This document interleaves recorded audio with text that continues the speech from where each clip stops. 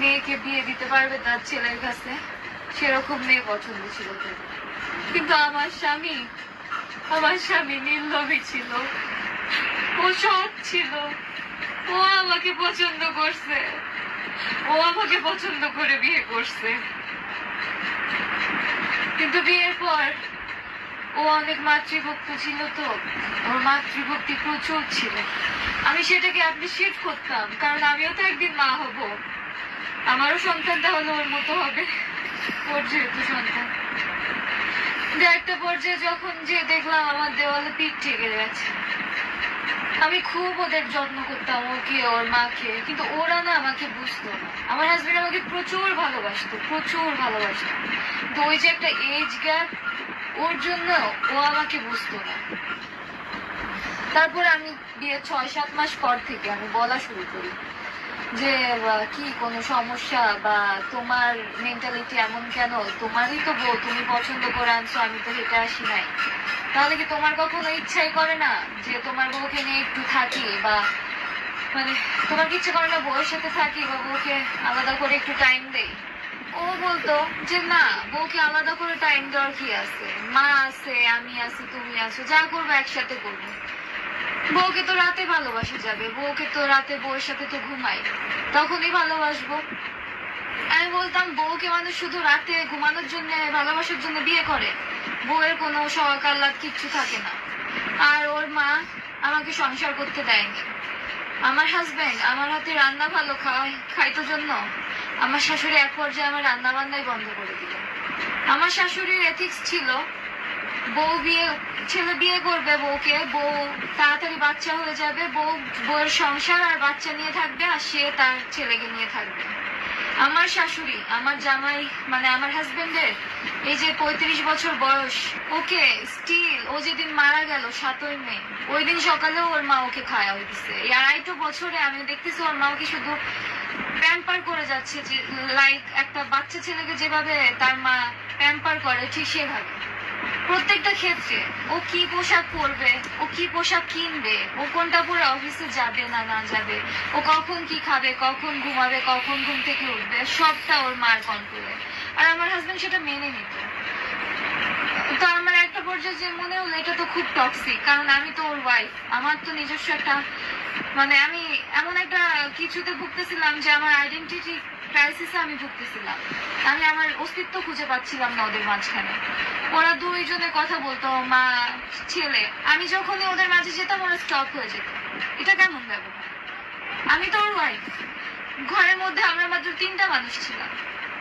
ওর মা সকালে 2.5 বছরে ওর ব্রেকফাস্ট তৈরি করতো, আমাকে করতে দিত না, শুধুমাত্র ওর জন্য করতো। আমি কিন্তু আমার শাশুড়ি মাকে অনেক যত্ন করছি প্রথম 6-7 মাস, অ্যাজ লাইক যে আমার শাশুড়ি মা হয়তো বুঝবে একটা দিন না একটা দিন বুঝবে। আর আমার স্বামীর মুখের দিকে তাকিয়ে, কারণ ও তো ওর মাকে খুব ভালোবাসে, আমি ভাবতাম যে আমি যদি ওর মাকে ভালোবাসি ও তো আরো ভালো থাকবে।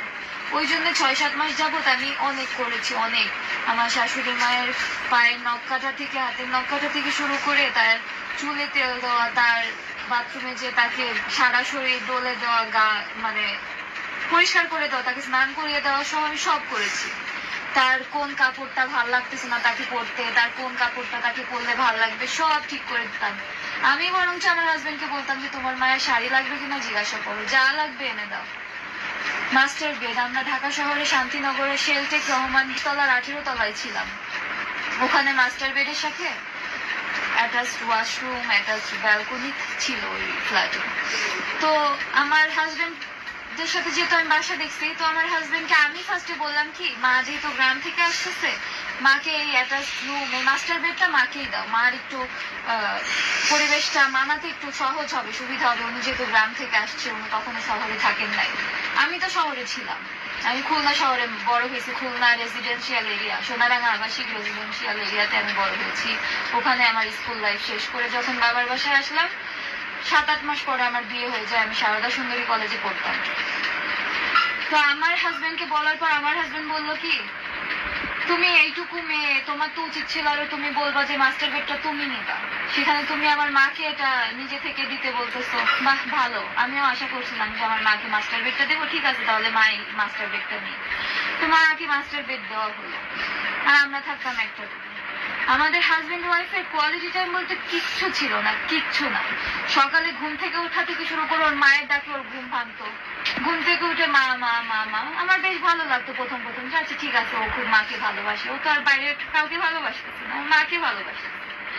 ওর মা ওর জন্য রান্না করতো খিচুড়ি, শুধুমাত্র ওর জন্য রান্না করতো, ও যতটুকু খেতে পারবে ততটুকু। তখন থেকে না আমার মনের মধ্যে আস্তে আস্তে খুব পেইন হতে শুরু করলো যে এটা কেমন ব্যবহার। ও চলে যেত অফিসে, তারপর আমি আমার ব্রেকফাস্ট আর শাশুড়ি মায়ের ব্রেকফাস্ট আবার তৈরি করতাম আলাদা করে। ওর মা যদি তরকারি রান্না করতো শুধুমাত্র ওর জন্য রান্না করতো, খিচুড়ি রান্না করতো শুধুমাত্র ওর জন্য। আমরা তো ঘরে 3টা মানুষ, ওর জন্য তো রান্নাই করতো। আর কথা চাল ডাল বেশি নিলে কিন্তু 3 জনের হয়ে যেত, বাট ওর মা কখনো করতো না, ওর মা কখনো করতো না। আমাদের হাজবেন্ড ওয়াইফ কে একসাথে কথা বলতে দিত না দিনে যতটুকু। আমার হাজবেন্ড তো পুলিশে ছিল, আর পরে ডিফেন্সে আসছে, র্যাবে আসছে। তো আমার শাশুড়ি মা, আমার হাজবেন্ড দিনের মধ্যে যতটুকু টাইম বাসায় থাকার সুযোগ পাইতো আমার শাশুড়ি মায়ের সাথে আমার হাজবেন্ড থাকতো। আমি কিছু মনে করতাম না, ভাবতাম যে ওর মা আসছে গ্রাম থেকে, ও তো ওর মাকেও তো পায় নাই, সংসার কেবল শুরু করছি, ঠিক আছে হয়তো একদিন না একদিন ঠিক হয়ে যাবে। কিন্তু এই একদিন না দিনের পর দিন হতেই থাকলো, আমার হাজবেন্ডের মধ্যে আর কোনো পরিবর্তন